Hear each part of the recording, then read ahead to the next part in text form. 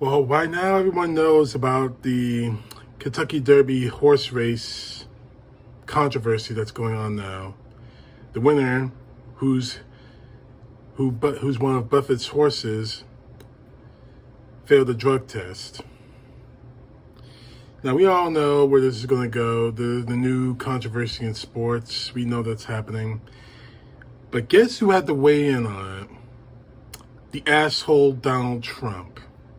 Basically calling the horse a junkie, practically blaming Joe Biden for all of this, for a horse being on drugs, as if it's Joe Biden's job to make sure a horse doesn't take drugs. And his supporters are just lapping it up. And of course, the supporter I talked to you about on Saturday is just laughing all about it.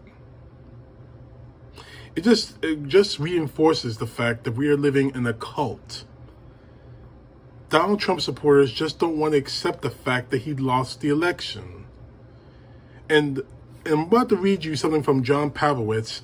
And one of the reasons why they still don't want to support Joe Biden is because apparently we don't have a lot of Biden flags out there. There's not a lot of Biden stuff going around. Matter of fact, in the town that I live in, for the last 4 years, I saw this Chevy Silver HHR, driving around town, its entire car plastered, I mean really plastered, with bumper stickers for Trump, or Blue Lives Matter for that matter. One day, I drive next to this guy, stop at a stoplight, flips me off. Like really, flips me off.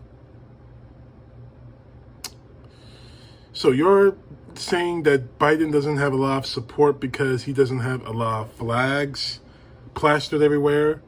The same way Donald Trump supporters, his idiotic cult does?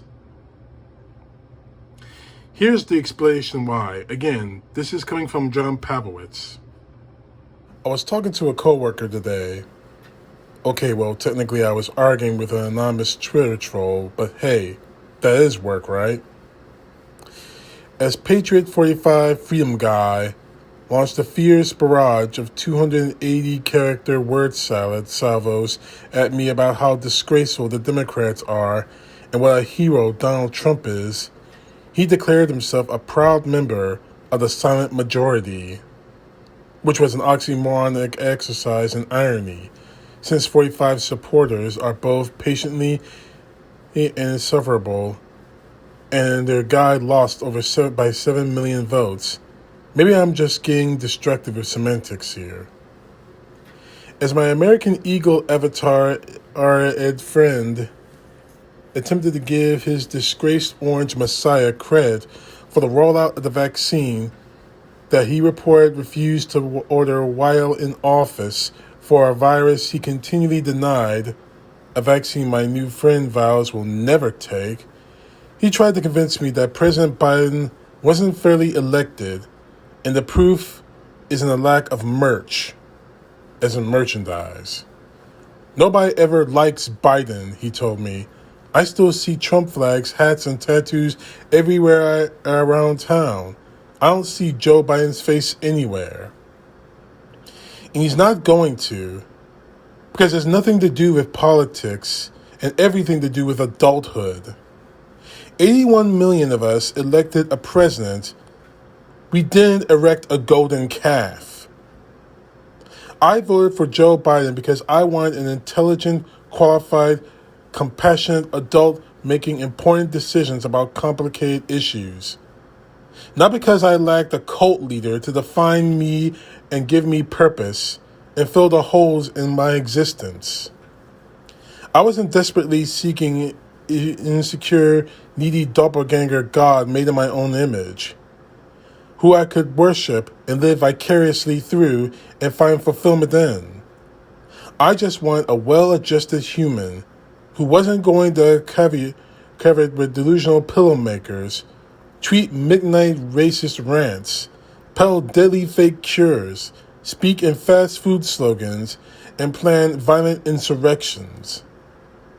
That's what's so exciting and refreshing about this moment in America, because I know I helped elect a man and woman in in President Joseph R. Biden and Vice President Kamala D. Harris, who are fully formed adults who spent their time reading their briefings and discussing complex issues and working their behinds off and making the kinds of difficult decisions qualified people are used to making and don't run from.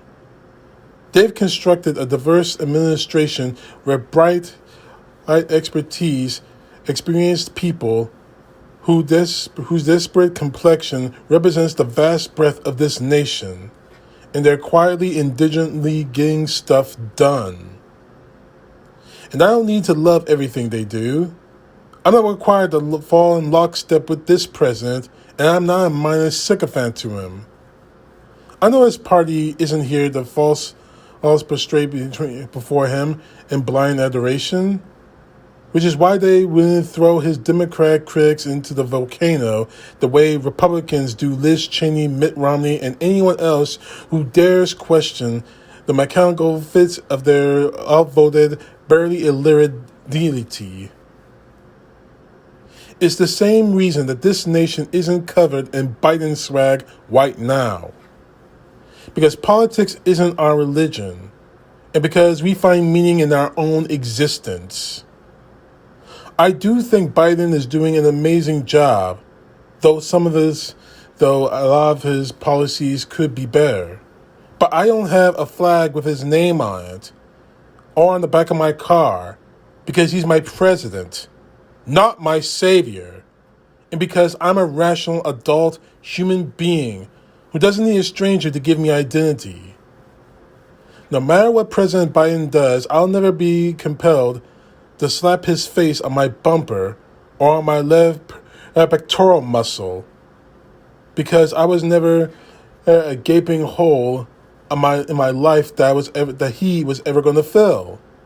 I'm not defined by a cult of personality that exists to stroke the ego of a hollow shell of a man, and I don't need a goofy red hat and engraven images and an asinine truck flag to prove I'm a brave patriot.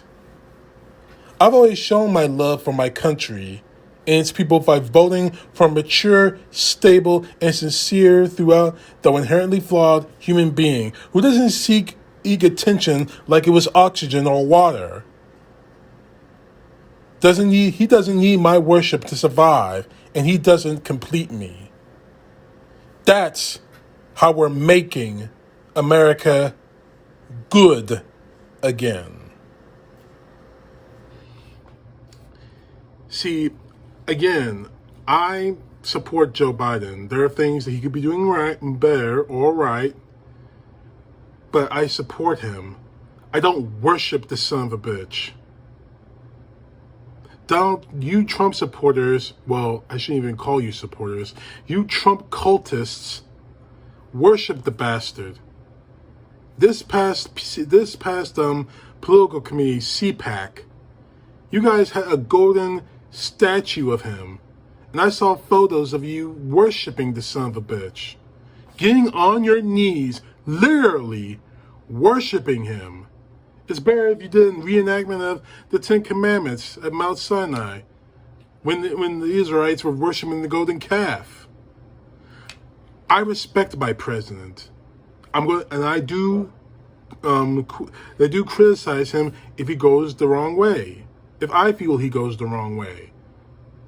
But I still support him. But I'm not the one who gets on my knees for him. And Trump supporters are. And that's your explanation as to why he doesn't have support, because we're not worshiping him? We aren't worshiping him because we have seen for the last 4 years where that went. We saw what you people are willing to do for Donald Trump. You were willing to assault police officers. You are willing to kill for this guy. My advice to you, don't lecture me about who's worshiping who? Because in my view, you threw God in the toilet the second down you started getting on your knees for Trump. And I don't mean in a sexual way, although that may be part of it. Perish the thought. But in a way that made you say to yourself, there is nothing, and I mean nothing, that I won't do for Donald Trump. Even if it means forsaking all others, forsaking God for Donald Trump. I will never do that for any president. I don't care if his name is Obama, Biden, Bush, Clinton, Kennedy, well, all the way down to Washington. I will never do that. You Trumpers did. I hope you're ready to pay the price for it. CTP, know the truth. God bless. Peace to the left, justice to the right.